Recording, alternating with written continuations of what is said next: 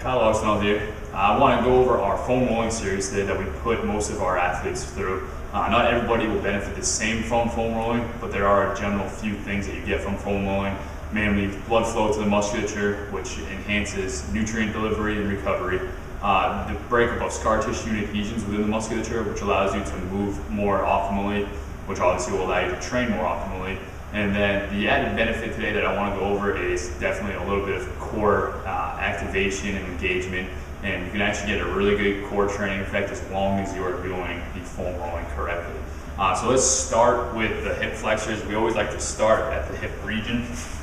What that looks like is you're going to get the hip on the foam roller right below the hip bone.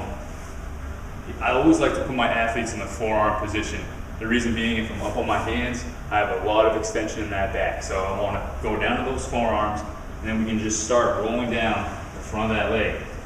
Now, if you notice, a lot of athletes, when you watch them do this, they're going to drop into extension. They're going to drop that belly button in, and they're just going to go for it. That doesn't put us in optimal alignment, and it also is not good for that back.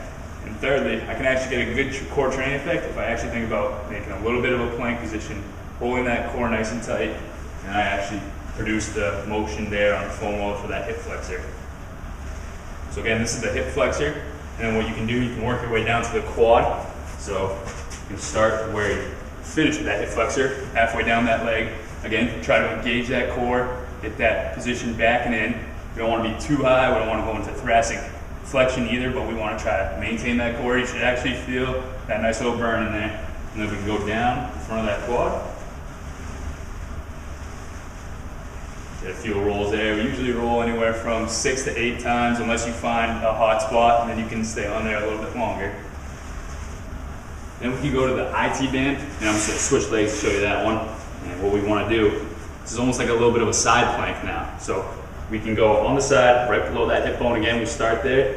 You can cross one foot to get a little more traction here, as well as take a little pressure off. We're usually a little bit bound up out here. You just go down to that forearm again, and I want you to not let yourself sink to the floor. I want you to get up. We're going to get that core engaged again, but it's going to keep our spinal alignment nice and straight. And we're just going to roll that IT band. Again, about 6 or 8 rolls there.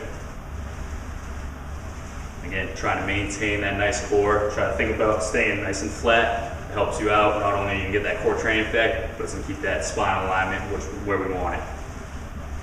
And we can flip over and hit the hamstrings. That you're going to start that right where the hamstring meets the butt, and that little bit of crease there. Now again, a lot of athletes, you watch them do this, their shoulders are going to be rounded forward. You're going to be going into this kind of position here. We don't want that. We want to get those shoulder blades back. We want to make sure they're stable. We want to get that back nice and flat. We don't want to overarch, but we want to try to stay nice and neutral in that back. And we just perform the hamstring. And you can see how I'm crossing one leg over the other. I'm trying to get a little more pressure on that hamstring. You can go through that. And then from that position, you can go right to the calf in perineal. So you just kind of roll that down. You can start at that knee position again, try to get that good position. Try to keep those shoulder blades back. Rolling that calf. Get the perineals by turning the foot outwards a little bit.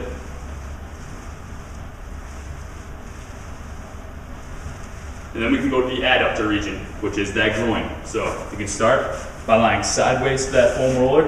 You're going to go down to those forearms. You're going to bring that knee up to 90 degrees. And again, you're going to try to maintain that nice core position. And you get that roll out.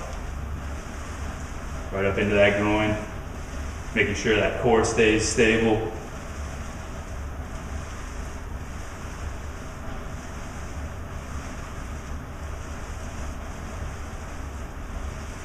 Okay, and obviously you have 2 legs, you're going to hit both sides on that.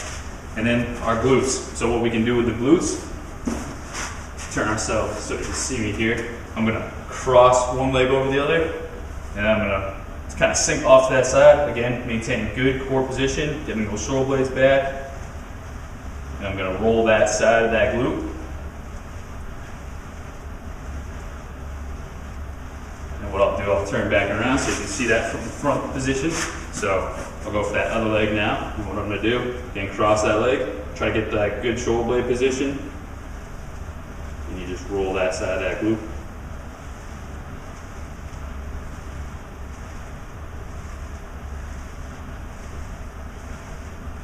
And the last couple we can go to for that upper back. So start with the shoulder blades right above the foam roller. We're going to cross those arms so the shoulder blades are out of the way, and then we're just going to work that upper back. Again, trying to maintain that good core position. So as you go through, you can see that I'm not slumping down to the ground. I'm not overarching, but I'm trying to maintain good neutral spine as I go through and roll that upper back. And then you can flip right over and start with those lats. And for that position, you want to try to get the foam roller right under that armpit. I'm going to cross my foot over again. Again, it allows me to get more traction, take a little bit of pressure off. This one's usually a little bit beat up. You want to get a little posterior lean, so you don't want to be on this foam roller with your chest down. That comes after. We want to try to posteriorly lean. We're going to push ourselves, again, trying to maintain that good core position, so I don't want to see this kind of slump down to the ground. I want to work against gravity, work that core, and then we roll right on that lat.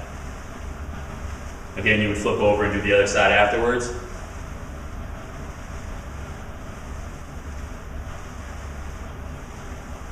And then for some athletes, depending on how we are, if we're really restricted in the chest, we might go to a little bit of pec work here. So you're gonna lie flat. Again, trying to maintain that good core position. So I'm in that armpit with the foam roller. I'm trying to get that good core position so I'm not letting myself sink. And then I'm just gonna roll over the top of that foam roller. And I'm gonna actually in a nice plank position. I can actually feel myself working right now. Actually working up a little bit of a sweat here. And then again, you would switch positions, switch sides, and that's really how we can get the best benefit from the foam roller as far as getting all of the musculature worked out, the blood flow, but you also get a good core training effect. And you keep good alignment, which keeps the spine, all the musculature in alignment, and that's gonna help you out big time. So if you have any questions, just let me know.